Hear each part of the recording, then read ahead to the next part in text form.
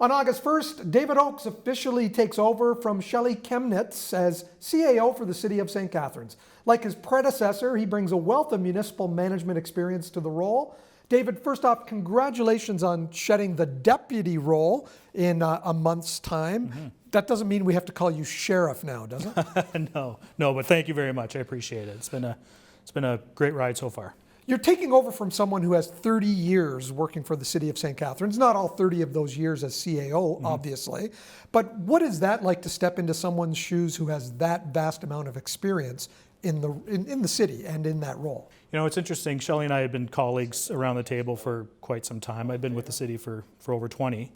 And one of the things that you really get to appreciate for somebody who's been there for so long is that corporate knowledge and knowing the community and understanding how we have evolved over time and where we're trying to go on a go-forward basis. And Shelley's been a great mentor to me and a great colleague, for my 20 plus years of working with her.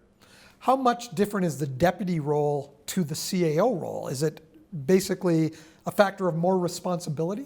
The deputy role was new when I came on board in 2018. And what we did, we really separated the departments into two working groups. And obviously the CAO is responsible directly to council and in managing the overall portfolio of the city.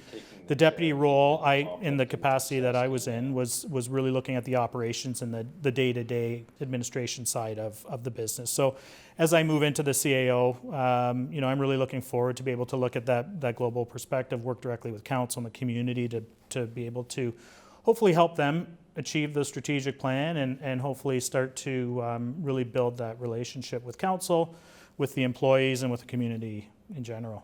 Besides the City of St. Catharines, you also put in some time working for the region, economic development. How do you apply what you learned and what you did there with your role in St. Catharines as CAO?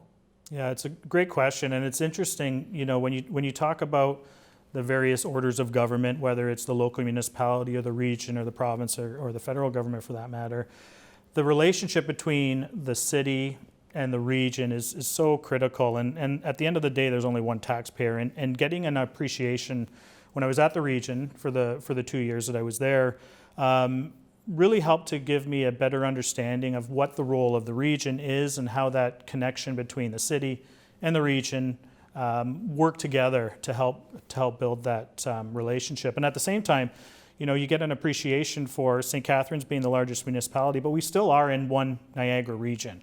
And understanding how that interplay between St. Catharines, Niagara, and St. Catharines and all the other municipalities, that experience at Niagara really helped me to broaden that. The largest city in the region, the highest number of people sitting on regional council as well. Mm-hmm. And how does that influence what you were able to do at the region during those 2 years? My role at the region was economic development, so that's where I started my career with St. Catharines, and looking at whether it was site-specific or whether we were trying to do some bigger things, whether it was in the downtown, in St. Catharines, and then applying that logic on a broader scale really helped me to, like I said, work with the other municipalities, but try to reposition the region with the province and with the federal government. And I think having St. Catharines and being a part of that role prior to 2016, when I moved to the region, really allowed me to help build that capacity as well. So we have a great working relationship with Niagara now, and we're going to continue to grow that. Stepping into Shelley's shoes, what do you feel are the big priorities starting August 1st for you?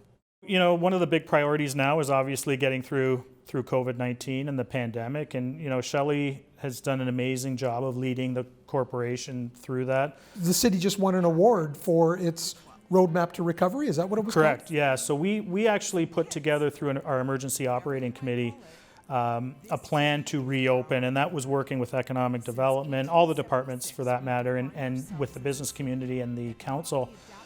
Trying to put a framework that made sense for people as we start to move through the various steps of reopening. And as things change at the provincial level, we had to be dynamic and we had to be able to change and address some of those.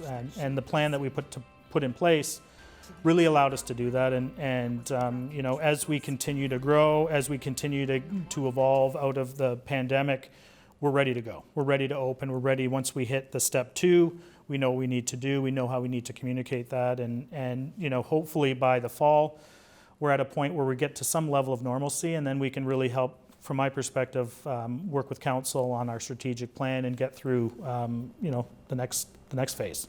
Are you facing big challenges continuing to offer the same level of service that you've been offering with a lower tax base because of COVID-19? I wouldn't suggest a challenge. It's different. So we have, you know, our team, our operations team in particular in municipal works and our fire, everybody's been reporting to work from day one. And we still need to maintain the roads. We still need to maintain all of the water infrastructure and all of those elements. So we've had to put in a significant amount of additional safety protocols to make sure our employees are safe and to make sure that we're able to do those services.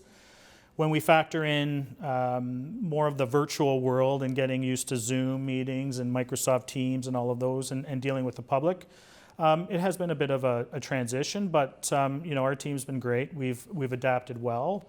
As we start to open more, we will continue to apply whether it's the safety, health and safety side of the equation, or doing things differently for that matter. So this, you know, this is allowing us to look back on how we do our business, and maybe we don't go back to the way we used to do things. You can see some cost savings by doing some things virtually that would have normally had to take place in physical structures. Absolutely, and one of the advantages that we've noticed is, you know, that productivity level.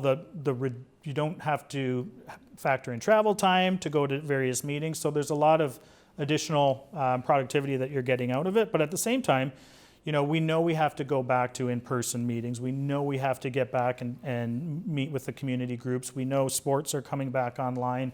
So all of those aspects still stay at the forefront. But what we're now looking at is, you know, maybe our in certain areas, our work routine looks different. And maybe it's not always coming to your physical location. Maybe it is doing some work-life balance, work from home, and also work at the office. So those are the exciting things that I see moving David, forward. stepping into that role, August 1st, we wish you luck, and I'm sure we'll see a lot of you over the next few months. Thanks for your time. Thank you.